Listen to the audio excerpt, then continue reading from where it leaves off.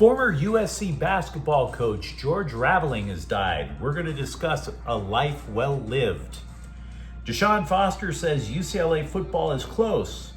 Perhaps he meant close to oblivion, but he didn't specify.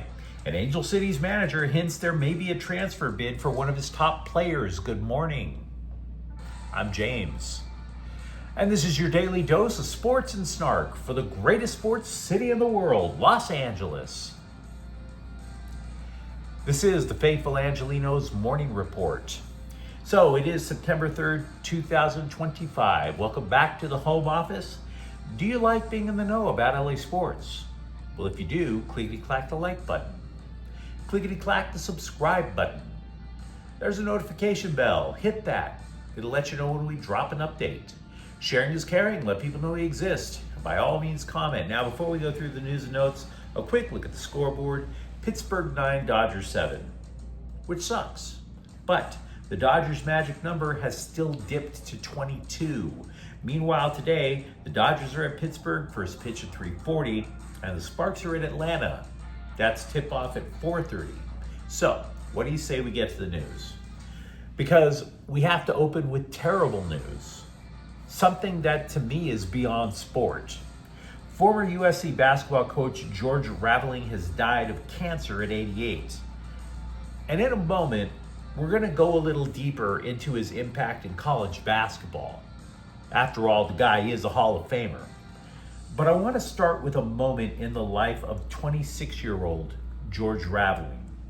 He was asked to work security for an event in Washington, D.C. in August 1963. He was hired even though he wasn't particularly known as a tough guy. He just happened to be 6'4". The keynote speaker of this event was the target of countless death threats because he was so passionate about the justness of his cause. So, Raveling was there, stood close by. At the end of this rousing speech, Raveling was so moved that he asked the speaker for the written copy. Raveling left that day with an address called I Have a Dream. If you look at the historical photos of that address, you will see a young George Raveling standing tall while Martin Luther King inspired legions, a generation of people at the National Mall. Decades later, Raveling described it in quote, I don't know why, just impulsively said, Dr. King, can I have that copy? And he turned and handed it to me, unquote. And Raveling kept it a secret. He had it tucked away in a book for 25 years, didn't even tell his wife. It's arguably the greatest speech in American history.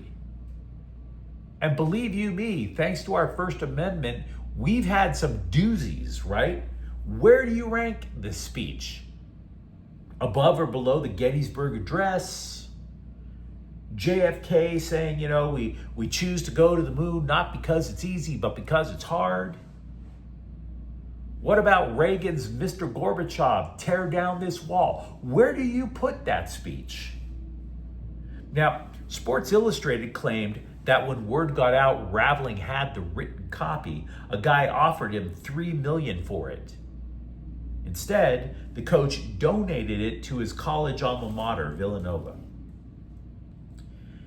And if you've known me long enough, you know I'm the furthest thing from a social justice warrior. But wouldn't you have just loved to have spoken with Raveling about that, even more so than the hoops resume? Books and documentaries can only teach you so much about that era. Imagine, for example, being able to speak with the late John Lewis, not to talk partisan politics, but to discuss the Freedom Riders. Imagine talking with Raveling about Dr. King. I would have loved to have done that. Imagine Raveling's personal anguish after King was assassinated at the Lorraine Motel in Memphis. And furthermore, what must it have been like to be in the midst living in the midst of a country struggling to find decency among men and women of different races, to become a more perfect union. You know, people tell us to revere World War II vets, the greatest generation. There aren't that many left, and I totally get that. But you know, there aren't that many legends of the civil rights movement left either. So take what I've said, and then you consider that by comparing it with the shallowness, the utter stupidity of modern sports journalism. Because both NBC and ESPN led their obituary by saying Raveling urged Michael Jordan to sign with Nike. Oh, that's his impact? The man put his life on the line to shield King so that he could give a heroic, aspirational address that's resonated ever since. No. We're professional journalists. We don't want to discuss that. We want to know how George Raveling impacted the bottom line for Madison Avenue. There's your story. What? Now, as for Raveling's impact with the game, he coached college basketball for more than 2 decades. Also with Washington State and Iowa as a head coach. He was the first black coach in both Pac-8 and Big Ten history. He was the first black assistant coach in ACC history over at Maryland. As a head coach, all 3 schools that Raveling coached qualified for the NCAA tournament. At USC, he coached Harold Miner. Do you remember him? A slam dunk contest winner. Miner got to the NBA. Raveling was named a Pac-10 Coach of the Year 3 times. So this was an amazing, widespread life that led to social justice, that he was part of it in some way. Definitely was a leader among men in college basketball. Absolutely adored by people across college basketball. This is a loss. Not just for USC, but for a country. If you have a few moments and you believe in God, send up a prayer for the man. That was a life well lived.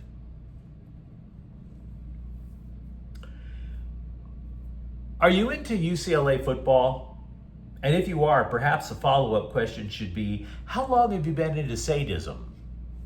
Because it's been 4 days after the season debut, and there has been an unrelenting fountain of trash that's just being spilled on Nico Iamaleava.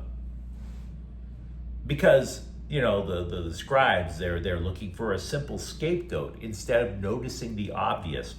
When you get your butt kicked 43-10, that is the textbook definition of a team loss. Tell me anything that went right. No. We don't want to do that. We're just going to point at the new transfer quarterback. For example, CBSSports.com generated a list of all the transfer portal quarterbacks and graded all of them. Iamaleava got a D. And then that scribe told us all the stuff that we've been talking about for the last 4 days. We know what his stats are. The Athletic created a similar list, but was a little bit more generous. They said Iamaleava lacked consistency. But it goes beyond the press, because UNLV, which had never had a ranked football team until last season, now some of their players are talking the crappiest of crap that ever crapped. All about Iamaleava. Rebels defensive back Morris Brown, the guy has 3 A's in his name, by the way, said, quote, honestly, nothing really sticks out to me about him. You know, in the past, there's been talk about 5-star this, 5-star that. I've been around plenty of 5-star and 4-star players. It don't scare me. I have played competition higher than them, including Alabama and all that. Going against a guy like Nico, There's no surprise, no excitement, or nothing like that, unquote. Now, the Rebels coach tried to act like there was nothing to put on a bulletin board or anything, but dude, you totally gave UCLA that and then some. Which isn't exactly wise, because you may be 2-0, but it's one of the most fraudulent 2-0 records I've ever seen. UNLV, I had never heard of Idaho State, and you gave up 31 points to them. Shh. Now is not the time to get all swole, folks. And I have to keep pounding this on the table. The loss is not all on Iamaleava. For example, the defense gave up 492 total yards. So, after practice, Deshaun Foster emerged from the hermetically sealed dome that just blocks the press from learning all the Bruins' top secret plans. And Foster told them, that he had watched the game film and deduced that, quote, we were close. Coach, did you look at the scoreboard? Because the math ain't mathin', my dude. He did say this week the team is focusing on fundamentals, which is nice, I guess.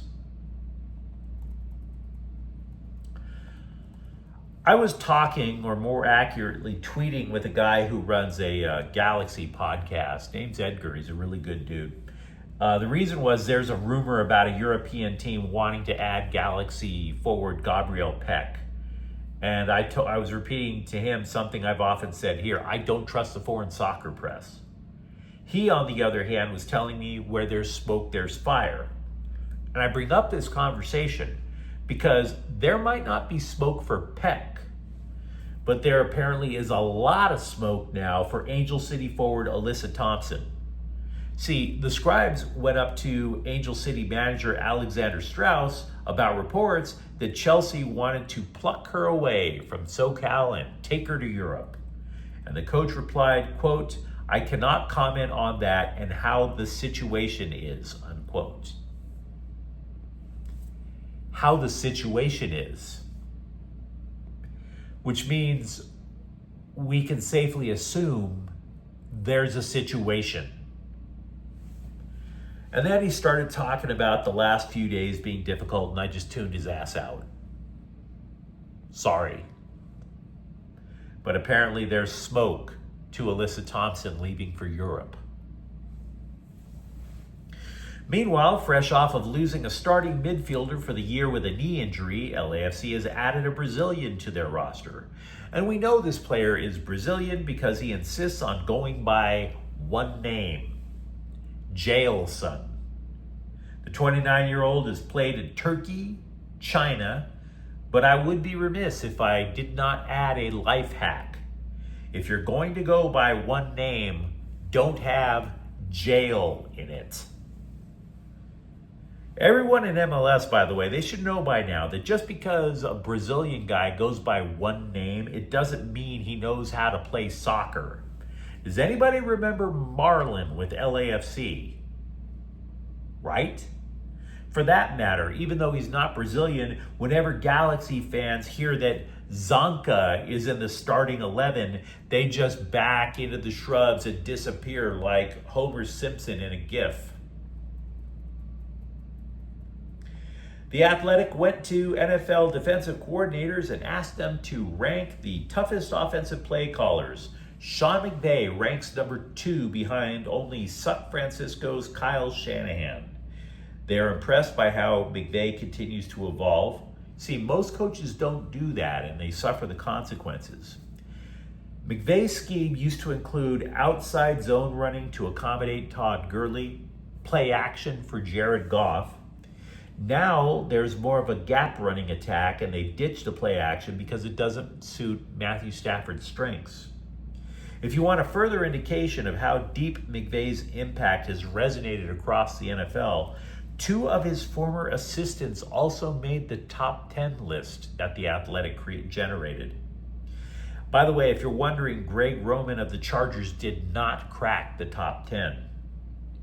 But you let me know what you think in the comments thread. Talk to me, for example, about your recollection of George Raveling at USC. Do you believe that the fundamentals are going to rescue UCLA football? And if you enjoyed this update, don't forget to subscribe to Faithful Angelenos. We're talking LA sports every single day here. Thank you for watching. I'm James, and we'll be back tomorrow. Faithful Angelenos is a Camcorte El Queso production. Take care.